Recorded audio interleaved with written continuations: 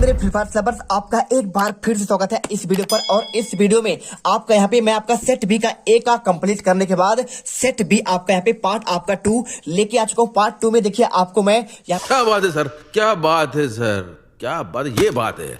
अरे सर क्या बात। यहाँ पे 5 से लेकर आपका यहाँ पे 10 तक के और पूरे उसके ऑब्जेक्टिव के आंसर मैंने दे दिया है। और आपको यहाँ पे पार्ट 2 में देखिए मैं आपको यहाँ पे क्वेश्चन नंबर आपको देखिए 10 से आपको लेकर यहाँ पे आपके सारे 2 नंबर क्वेश्चन आपको फटाफट करवाने वाला हूँ। एक एक क्वेश्चन आप यहाँ पे लगातार धुआंधार तरीके से फटाफट देखिए। और आपको यहाँ पे विज्ञान का सेट बी का खेल खत्म अभी आपके 2 घंटे के अंदर कर देंगे। पढ़ लीजिए, आप यहाँ पे टॉपर बनकर निकलोगे। चलिए यहाँ पे शुरू करते हैं इस वीडियो को। जो भी छात्र पहली बार विजिट कर रहा है वीडियो को फटाफट लाइक करिए और लगातार यहाँ पे पार्ट बाय पार्ट आप यहाँ पे देखते जाइए। बस आप सब्सक्राइब कर दो यारो, सब्सक्राइब कर दो।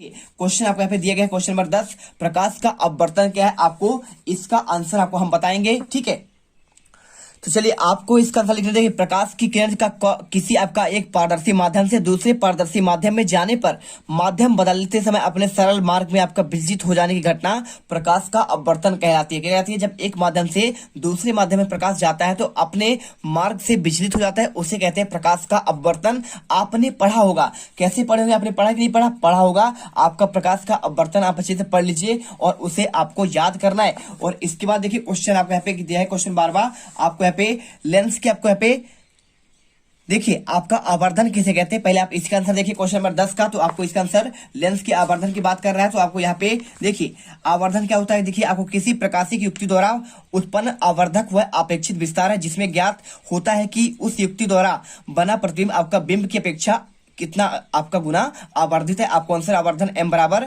प्रतिबिंब की ऊंचाई और आपका बिंब की आपके यहाँ पे ऊंचाई आपको करना पड़ेगा। और इसके बाद क्वेश्चन 11वां, वाहनों में पीछे देखने के लिए किस दर्पण का उपयोग करते हैं? आपको आंसर देखिए आपको यहाँ पे वाहनों की बात कर रहे हैं, आपका आंसर ये वाला भी मिल जाएगा, आपको इसी मिलेगा। देखिए ये आपके यहाँ पे है ना क्वेश्चन नंबर 9 में देखिए वाहनों को पीछे देखने के लिए आपको किस दर्पण का उपयोग करते हैं? आंसर करिए। उत्तल दर्पण में छोटा और सीधा प्रतिबिंब बनता है, अतः पीछे से आने वाले वाहनों को आसानी से देखा जा सकता है, अतः उत्तल दर्पण का उपयोग किया जाता है। और इसके बाद देखिए क्वेश्चन आपको यहाँ पे प्रकाश का परावर्तन आपका क्या है? अपवर्तन आपने पढ़ लिया। अब यहाँ पे पढ़िए आपका प्रकाश का परावर्तन। तो परावर्तन क्या होता है? चलिए आपको इसका आंसर हम आपको देते हैं। तो ये देखिए आपको यहाँ पे आपको परावर्तन का आपको परिभाषा आपको लिखा है, प्रकाश के किसी सतह से टकराकर उसी माध्यम में लौटना प्रकाश का परावर्तन कहलाता है। और आप यहाँ पे परावर्तन के कुछ आपके नियम पढ़ लीजिएगा, आप ये चित्र भी इसमें बना सकते हैं। ठीक है, ये देखिए आपका यहाँ पे किरण आपका आपतित हुआ और टकराने के बाद आपका इधर परावर्तित हो गया, इसे कहते हैं परावर्तन। और आपका यहाँ पे बनेगा परावर्तन कोण और इसके बीच में बनेगा आपका यहाँ पे अविलंब है, आपका 90 डिग्री होता है, इसके बीच आपका यहाँ पे आपतन कोण बनता है और आपका ये आपतित किरण है। ठीक है, और ये आपका परावर्तक सतह है, यानी आपका खुरदुरा सतह कहलाता है। आंसर यहाँ पे हो जाएगा। और इसके बाद देखिए क्वेश्चन आपका यहाँ पे हो गया और क्वेश्चन आपका यहाँ पे बार बात है लेंस की क्षमता क्या है। चलिए आपको लेंस की क्षमता का आपको क्वेश्चन आंसर जो आपका आया है इसका आंसर आपको हम बता दें। लेंस की क्षमता क्या होती है आपको लिखना है, लेंस की मीटर में व्यक्त करने की फोकस दूरी का व्युत्क्रम लेंस की क्षमता कहलाती है। और इसका मात्रक आपका यहाँ पे डायप्टर होता है, अच्छी से याद कर लीजिएगा। ठीक है, आपको ये क्वेश्चन देखिए क्वेश्चन आपकी 12 यहाँ पे कंप्लीट हुई। और इसके बाद देखिए यहाँ पे आपका क्वेश्चन नंबर आपका 13 आएगा। 13वां क्वेश्चन में देखिए क्या दिया गया। आपको क्वेश्चन 13 दिया गया, आपका गोली दर्पण का आपका यहाँ पे वक्ता केंद्र की परिभाषा आपको देना है। आपको आंसर क्वेश्चन 12 का आंसर दो है। क्वेश्चन 12 देखिए आपको दे देता हूँ, क्वेश्चन क्या लिखा है आपको, गोली दर्पण के वक्ता केंद्र की आपको परिभाषा। तो आपको यहाँ पे देखिए आपको ये दिया गया क्वेश्चन और उसका आंसर भी आपको यहाँ पे मिल जाएगा। गोली दर्पण की बात कर रहा है, तो देखिए आपको आंसर यहाँ पे मिल जाएगा गोली दर्पण की। गोली दर्पण जिस गोली कोष का भाग होता है उस गोली कोष के त्रिज्या को गोली दर्पण आपका वक्ता त्रिज्या कहा जाता है, इसे आर से प्रदर्शित करते हैं। आप इसे अच्छे से याद करिए। क्वेश्चन यहाँ पे देखिए आपका यहाँ पे 13 क्वेश्चन आपका यहाँ पे लिखा गया, संयुक्त आपका सूक्ष्मदर्शी में वस्तु और नेत्र के पास आपको स्थित लेंसों के आपको नाम लिखना है। चलिए फटाफट इसका आंसर देखते हैं। देखिए क्वेश्चन आपको यहाँ पे क्वेश्चन 12 आपको यहाँ पे संयुक्त सूक्ष्मदर्शी में वस्तु के पास लेंस आपका अभिदर्शी लेंस और नेत्र के पास आपका यहाँ पे नेत्र लेंस आपका यहाँ पे नाम आपको दिया है। ठीक है, पूछा गया आपको यहाँ पे वस्तु के पास क्या होता है तो उसे कहते हैं अभिदर्शी लेंस और आपको नेत्र के पास जो होता है उसे कहते हैं आपको नेत्र लेंस आपको कहते हैं। और क्वेश्चन देखिए यहाँ पे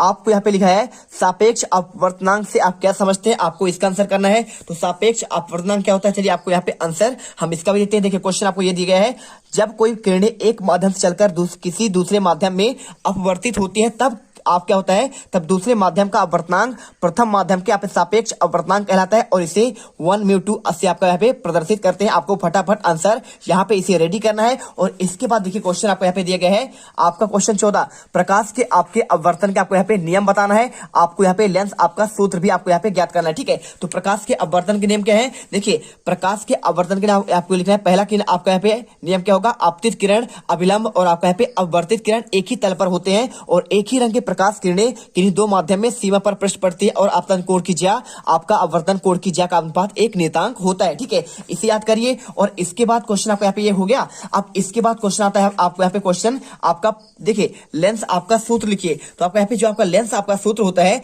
बहुत ही सिंपल है। आपको आंसर इसका भी आपको हम देंगे, आपको लेंस आपका सूत्र क्या होगा, कैसे आपको यहाँ पे इसके आंसर आपको करने हैं, ठीक है।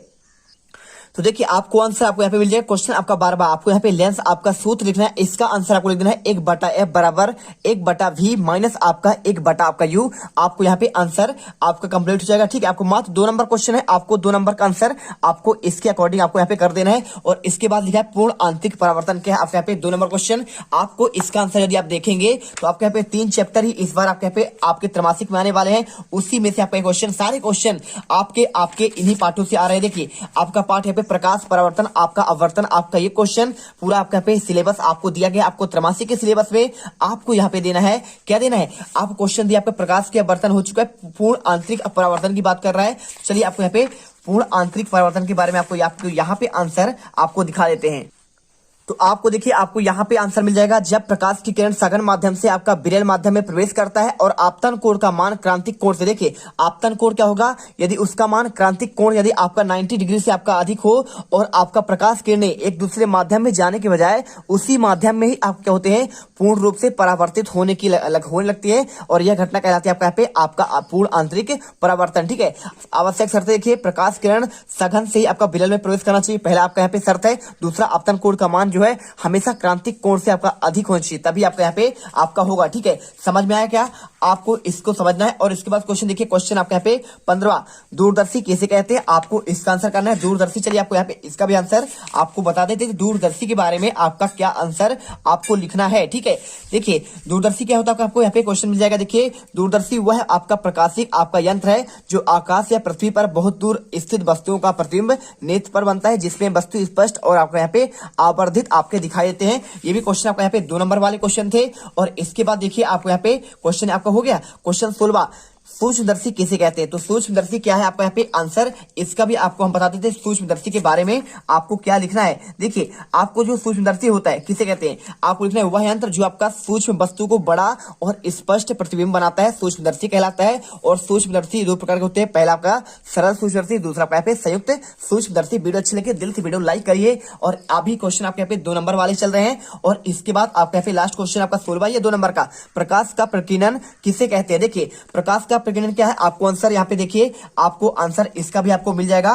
प्रकाश का प्रकीर्णन देखिए, वायु में उपस्थित धुआं और धूल के कणों के कारण प्रकाश के विभिन्न आपका रंग वायुमंडल में बिखर जाते हैं और प्रकाश की यह घटना आपका प्रकाश का प्रकीर्णन कहलाती है। समझ में आया आपको, ये सारे क्वेश्चन देखिए जैसे आपके लिखे हैं, बड़ विक्षेपण हो गया, प्रकाश का प्रकीर्णन हो गया, और इसके अलावा आपका उत्तल लेंस के उपयोग हो गए, और आपके यहाँ पे अवतल लेंस के उपयोग हो गए, ठीक है। आपको इसके साथ बेलनाकार आपका लेंस के उपयोग, ये सारे क्वेश्चन आपको यहाँ पे आपकी वार्षिक के आपके हिसाब से वर्णक्रम क्या है, सूर्य प्रकाश के वर्ण विक्षेपण के फलस्वरूप देखिए 7 रंग, जब आपको क्या है प्रिज्म से कोई प्रकाश गुजारते हैं तो 7 रंग में विभक्त हो जाता है, उसे कहते हैं आपका यहाँ पे वर्णक्रम, ठीक है। बैजा नहीं पिनारा आपने यहाँ पे पढ़ा होगा। और संयुक्त सूक्ष्मदर्शी में लगे लेंसों का किस नाम से जाना जाता है, क्वेश्चन देखिए आपको इसमें 2 लगते हैं। एक आपका अभिदर्शक लेंस, यह कम फोकस वाली दूरी आपका उत्तल लेंस होता है जिसे वस्तु की ओर रखा जाता है। और नेत्र लेंस या अपेक्षाकृत अधिक फोकस दूरी आपका यहाँ पे उत्तल लेंस होता है जो प्रेक्षण के दौरान नेत्र के पास होता है। आपको ये सारे क्वेश्चन आपको यहाँ पे मिश्र वर्णों के नाम, पीला, मैजेंडा, मोरपंखी, और वर्णा क्या है, रंग रोगन के लिए मिलाए जाने वाले रंगीन पदार्थ को वर्णा कहते हैं। ये सारे क्वेश्चन आपके यहाँ पे क्वेश्चन आपके आईएमपी आने वाले आपके वार्षिक के पेपर के लिए, तो ये सारे क्वेश्चन आप देख लेना।